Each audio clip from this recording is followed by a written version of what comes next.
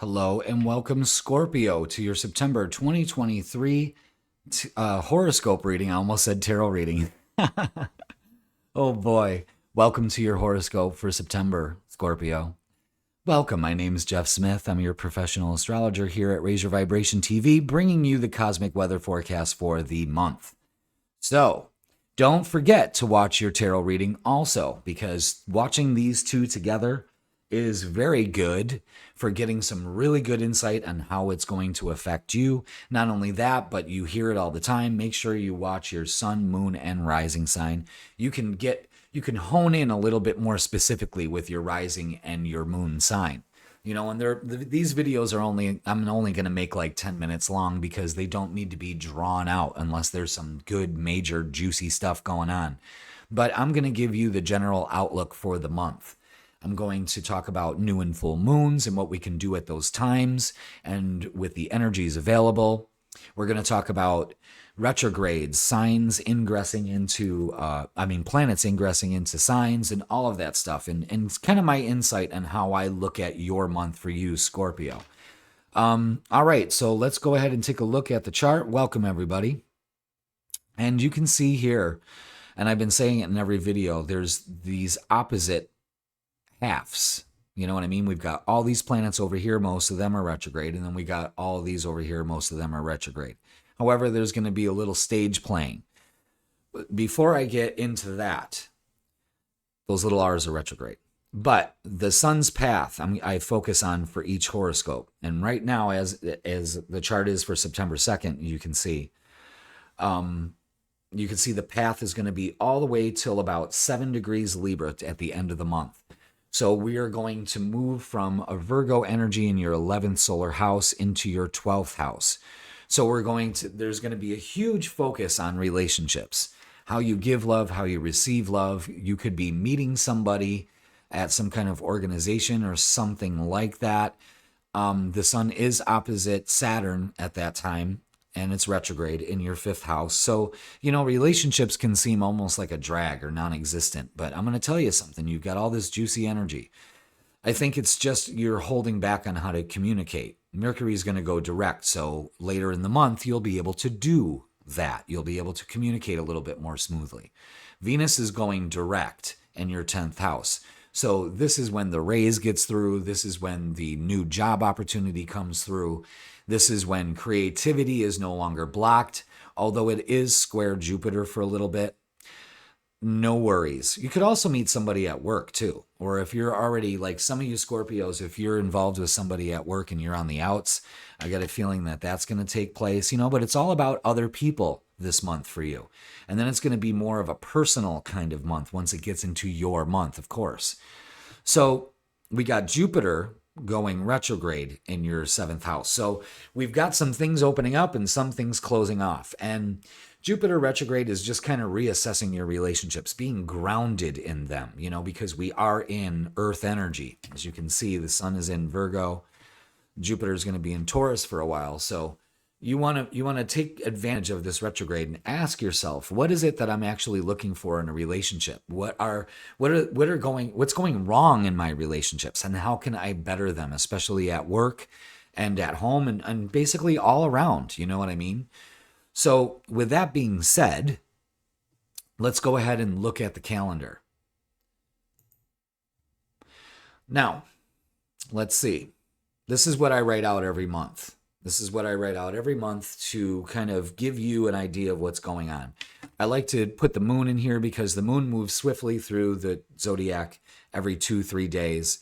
So it brings on a new flavor of what's available for you emotionally, because the moon has to do with emotions. It rules emotions. So we start off with September 3rd, Venus going direct. And then the next day on the 4th, Jupiter goes retrograde. And Mercury is going to be trine Jupiter. And then, we've got the sun conjunct Mercury. So there's communications being made, but our feelings are still not, in line. I would say this weekend, the 8th, the 9th, and the 10th, all the way to the 11th, actually, is going to be great for everybody. It's a spontaneous weekend with the moon making a sextile to Uranus. Then we've got the moon moving into fun-loving Leo, and then the moon makes a conjunction to Venus. Damn, take Monday off if you can. I know we had Labor Day on the 4th, but geez, take that Monday off. Enjoy the outdoors if you can, while you can. And then Tuesday, it's right back to the grindstone. The moon squares Uranus. That's an intense energy. And then the moon moves into Virgo on the 13th, getting us set up for that new moon. Now, Scorpio, your new moon is taking place again in your 11th house of friendships, groups, all of that. You know what I mean? So there's a heavy emphasis. And I'm saying new moons are an excellent time to plant the seeds of your desires. If you want to be able to find your vibe tribe, this would be an excellent time to do it. But you got to be realistic. This new moon is begging you to be realistic. Feet on the ground approach. This is happening in 21 degrees Virgo at 9:39 p.m. Eastern Standard Time. If you have your astrology chart, check to see if there's any placements at 21 degrees, and that will kind of correlate to what's going on with you. All right, so new moons are an excellent time to start something new. This could be a new relationship. This could be a lot. And then Mercury finally goes direct the next day on the 15th, and the moon moves into balanced Libra. So, we move into communication breakdown to all of a sudden communications are going, but there's so much going on the 16th, the 17th, and all the way to the 19th. That weekend is going to be like, okay, this is when we kind of take a chill, Monday, the moon moves into your sign. Look for big world news on the 19th with the Sun opposite Neptune. That always is illuminating breaking the fog, almost the sun breaking through the morning fog and the veil being lifted. Then we have the Sun on the 21st making a trine to Pluto. Good innovations there. And then we move out of Virgo season into Libra season on the 23rd. The Sun moves into Libra and we'll be there until late October. And then we gear up all the way. This weekend looks pretty good too. The 23rd and the 24th look pretty good. And then we finish off the month on the 29th with a full moon in Aries. Aries is all about drive, initiation. Water can put out fire, just so you know. So, don't put all the emotions in there. This is a great time to release things. It's happening in 6 degrees Aries. Venus is going to be square Uranus, so it could be a little volatile, relationships, that kind of thing. It is happening in your 6th house. And your 6th house has to do with routine. What am I going to do differently? I got to get my routine together. You're all about transformation, Scorpio, and that's what it is for you, is a transformative full moon. I'm going to let go of some of these bad behaviors I have on a daily basis, and I'm going to take the initiative to make these lifestyle changes. And I see a lot of you Scorpios leveling the fuck up for October. And we'll talk more about October in October. But with that being said, it's kind of like a smooth sailing, laid back kind of month for you. You know what I mean? But it's going to be, you could be the social butterfly. You could be throwing a lot of parties at home. It's that kind of thing.